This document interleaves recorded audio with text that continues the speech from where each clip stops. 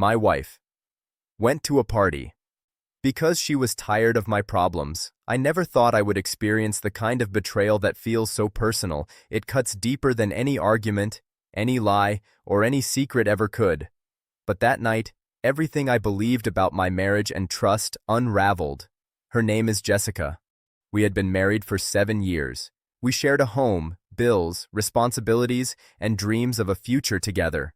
On most days, our life seemed ordinary, comfortable, maybe even happy. But behind the routine, there were cracks I had ignored. Small things at first, moments of tension, subtle dismissals, brief glances at her phone that I shouldn't have seen. I told myself it was nothing, that it was just stress from work or life. Then came the party. It was a Friday evening, and I had been struggling with a string of problems, financial pressures, work stress, and the constant feeling that life was weighing me down. I was stressed, frustrated, and admittedly irritable. I vented to Jessica, hoping for understanding, hoping for support. But instead of empathy, I felt her distance. She seemed tired, not from work or responsibilities, but from me. Tired of my problems, tired of my presence, tired of the marriage she had once claimed to love. "I need a break," she said casually one evening. "There's a party tonight. I'm going." I froze. My mind raced. "A party? Tonight? After everything?" Her tone was dismissive. "I just need to get out. I'm tired of your problems, David. Everyone's always talking about your stress. I want to be somewhere I can just relax." The words hit me like a punch. Tired of my problems. As if my life, my struggles, my very presence had become a burden.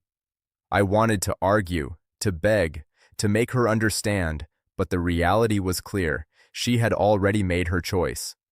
The party was more important than me, more important than us, more important than everything we had built together. I didn't stop her. I didn't try to convince her. I didn't call her selfish, because I already knew.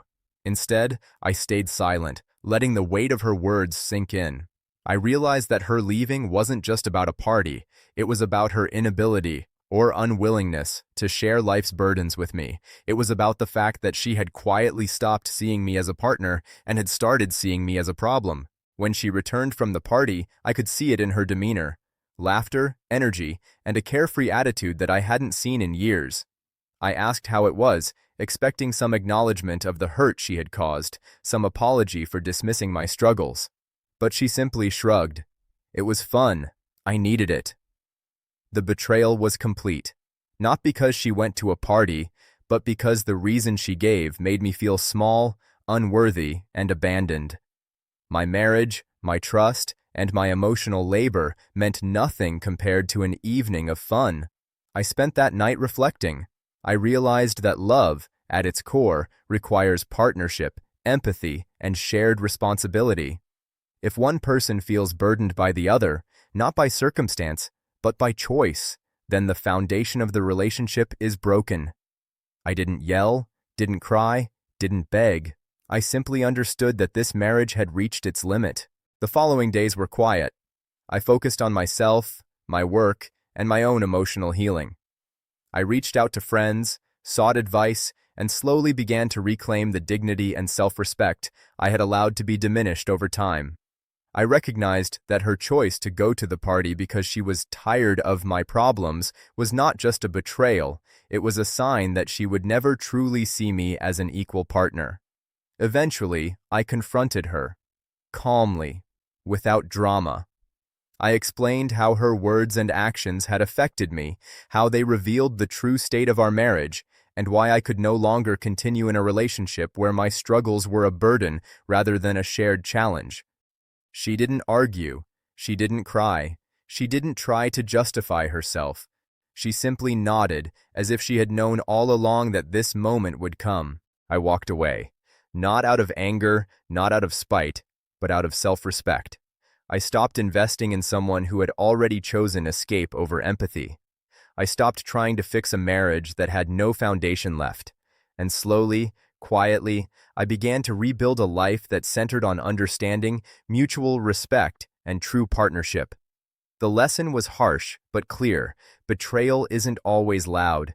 Sometimes it comes in dismissive words, casual excuses, and the choice to abandon someone emotionally. But how you respond, calmly, deliberately, with self-respect, defines you far more than the betrayal itself. Jessica went to a party because she was tired of my problems. I didn't stop her. I didn't argue. I learned that night that love isn't about avoiding problems. It's about facing them together. And if your partner chooses not to, then the only choice left is to face life for yourself.